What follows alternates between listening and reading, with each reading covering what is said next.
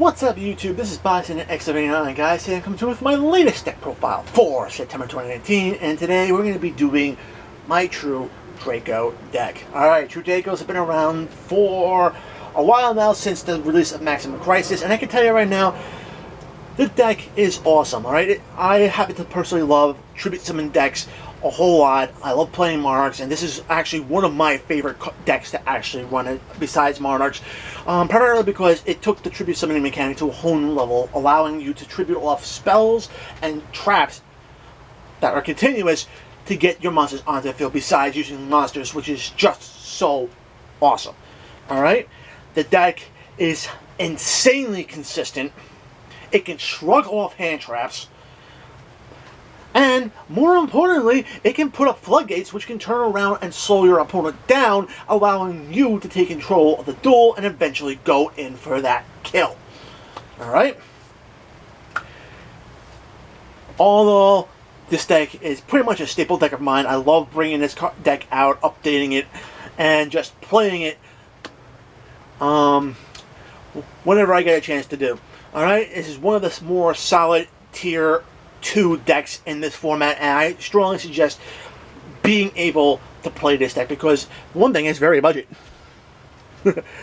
Alright, so I'm going to get into the monsters. First off is the one copy of Dynamite Knight. It is currently at 1 on the limited list, and it kind of sucks, but still, when this guy is tribute summoned, you get to turn around and your opponent activates a effect, whether it be spell, trap, or a monster. You get to search your deck to either add a True Draco or True King track card to your hand or activate it right to your field.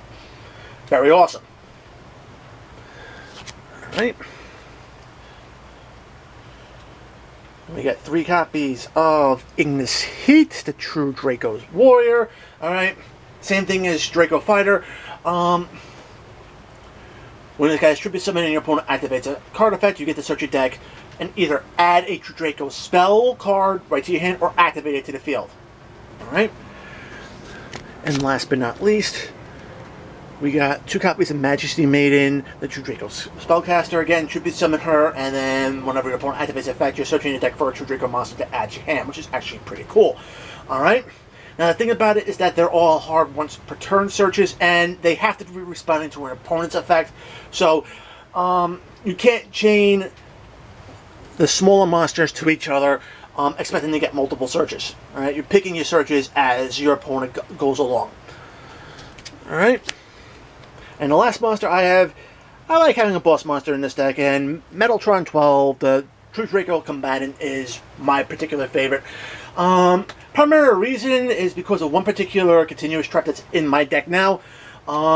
Makes it a little bit easier to get him out. And more importantly, this guy becomes immune. He requires 3 tributes, but he becomes immune to pretty much anything you use it as a tribute. So if you use a spell, trap, and monster, he's immune to all those effects. And the only way your opponent's going to be able to get over him is to attack over him. And with Diagram on the field, yeah, that means your opponent has to attack over him twice to get it off the field. And not that many monsters can really do that. Alright, for the spells, and this is where the main consistency part of the deck is. You got 3 copies of Card Demise. Draw until you have 3 cards in your hand, and then basically you can't special summon or inflict battle damage, so you want to really wait till the maybe main phase 2 to really utilize this card, but still, awesome card to have in this deck. It allows you to get into more cards so you can actually further build your field to prepare for your opponent's next turn. 3 copies of Disciples of the Draco Phoenix. This is like a mini pot of Artists for the archetype. Allows you to recycle any 3 True Draco or True King cards from your graveyard back into your deck and you draw a card. Awesome. And like all True Draco spells, it has 2 other effects. The first one allows you to get an extra tribute summon during your turn, and then the third effect is that whenever the True Draco spell card leaves the field, you get to target one of your opponent's spell and trap cards on the field and destroy it. Alright. 3 copies of Draconic Diagram. This is a must in all True Draco decks. Gives a modest power boost of 300 to all your True Draco monsters. Not bad. Alright, I'm not going to complain. It's a slight power boost. Real awesome thing about it is you can destroy a card on the field or in your hand and search your deck for any True Draco or True King card you want to add. Alright, and like I said before with Metaltron 12, this card forces your opponent to basically attack over your monsters twice in order to get them off the field. Alright. One copy of the March of the Monarchs. This is my particular tech card that I love running in this deck. Basically, all tribute summon monsters cannot be targeted or destroyed by card effects. Awesome. That little bit of a protection really makes it a lot harder for your opponent to get over this deck. And that is a continuous spell, which makes it tribute fodder. Alright. 3 copies of Pot of Duality. You want to be able to dig through your deck to get to your cards you need. Lets the deck become just a little bit more explosive. 1 copy of Terraforming to get into your diagrams. And of course, True Draco Heritage. 3 copies of it. Primarily, basically, to get you extra draws, depending on how many cards, True Draco cards or True King cards that went to the graveyard that turn, while this card is face up.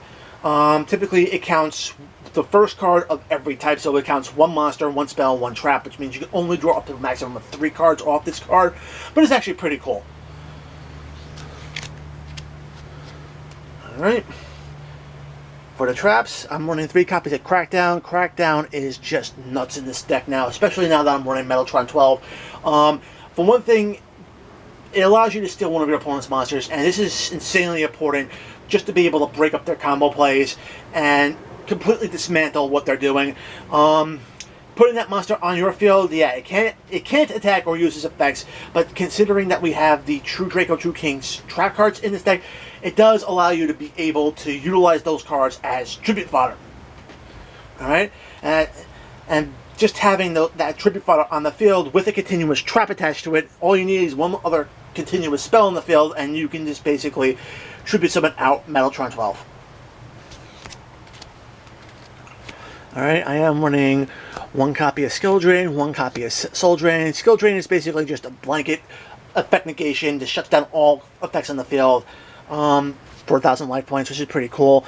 Soul Drain for 1,000 life points, she's going to shut down all effects that activate in the graveyard or banish them, which basically hurts a whole lot of the meta decks in this format.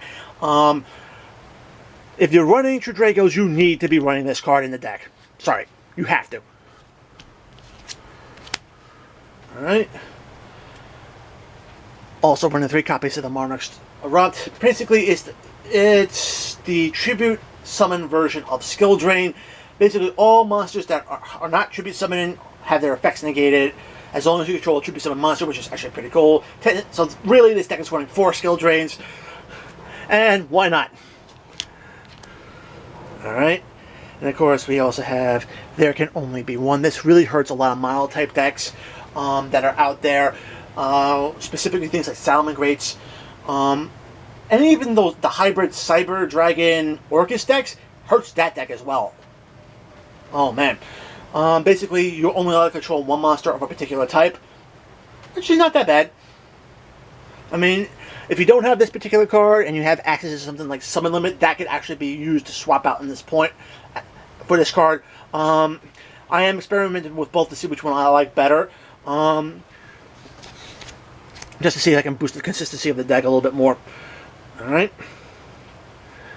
I have 3 copies of True Draco Apocalypse. Alright, now we get the True Draco, True King traps here. Alright, Apocalypse, basically, you could destroy 1 other True Draco card you control and basically have all your opponent's monsters' attacks, which is actually pretty awesome. Alright. The other 2 effects, well, it has a quick effect that allows you to tribute summon during your opponent's turn. Huge. And then, of course, the last one, whenever a True Draco or True King trap card leaves the field, guess what? When it hits the graveyard, it's going to be taking one of your opponent's monsters with it. Awesome. Alright.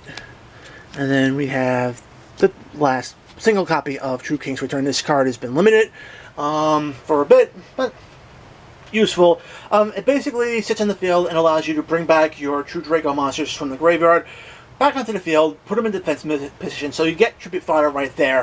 It has the other 2 True Draco / True King trap card effects, tribute summon during your opponent's turn, and whenever the card hits the graveyard, it's popping one of your opponent's monsters. Alright? All in all, I can tell you right now, this deck is insanely fun. I've seen versions of this deck where you could turn around and add in different floodgates, to turn around and make it even more difficult for your opponent. This deck is insanely flexible, and I can tell you right now, you can't go wrong with not having this deck at your disposal. Alright? Very solid, very consistent. You want to be playing it. Alright? So guys, as always, give it a thumbs up if you like it. Subscribe to the channel if you want to see more content like this on my channel. Make sure to enable notifications, especially the YouTube notifications, so you don't miss a single upload. Check out the description box below. Find an invite link to my Discord server. Join the conversation. We would love to have you. Follow me on Twitter at BystanderX79. And guys, until next time, as always, peace.